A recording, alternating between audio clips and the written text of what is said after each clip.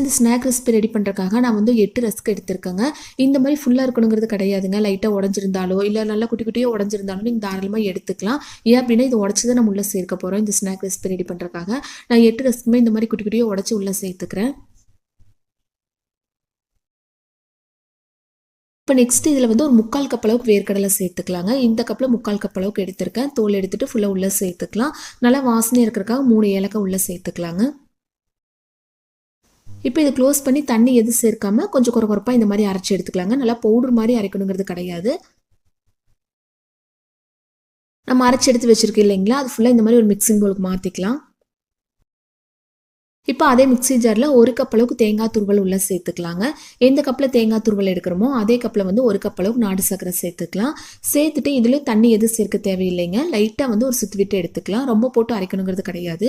இந்த மாதிரி நல்லா மிக்ஸ் பண்ணுற மாதிரி அரைச்சி எடுத்துக்கலாம். இப்போ தேங்காய் துருவல் நாட்டு சர்க்கரை அரைச்சி எடுத்து வச்சிருக்கேன் இல்லைங்களா, அது ஃபுல்லாக உள்ளே சேர்த்துக்கலாங்க. இப்போ இதில் கொஞ்சமாக நெய் சேர்த்துக்கலாங்க. நெய் வந்து அதிகமாக தேவைப்படாது. ஒருவேளை உங்களுக்கு நெய்யோட வாசனை ரொம்ப பிடிக்கும் அப்படிங்கிறவங்க இன்னும் கொஞ்சம் மட்டும் எக்ஸ்ட்ராவாக சேர்த்துக்கலாங்க. சேர்த்துட்டு இதில் கொஞ்சமாக நட்ஸ் இருந்துச்சு அப்படின்னா உள்ள குட்டி குட்டியாக கட் பண்ணி உள்ளே சேர்த்துக்கலாம். பாதாம், முந்திரி இந்த மாதிரி எது வேணாலும் சேர்த்துக்கலாங்க. சேர்த்துட்டு நல்லா இதை மிக்ஸ் பண்ணி எடுத்துக்கலாம்.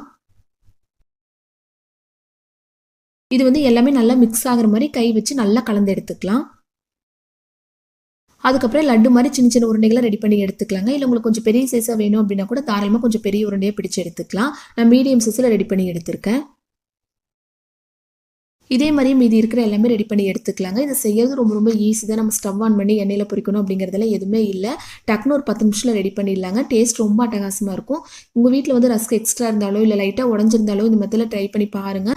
ட்ரை பண்ணி பார்த்துட்டு எப்படி இருந்துச்சுன்னு ஃபீட்பேக் மறக்காமல் எங்கூட ஷேர் பண்ணுங்கள். இந்த வீடியோ யூஸ்ஃபுல்லாக இருக்குன்னு நினச்சிங்க அப்படின்னா லைக் பண்ணுங்கள், ஷேர் பண்ணுங்கள்.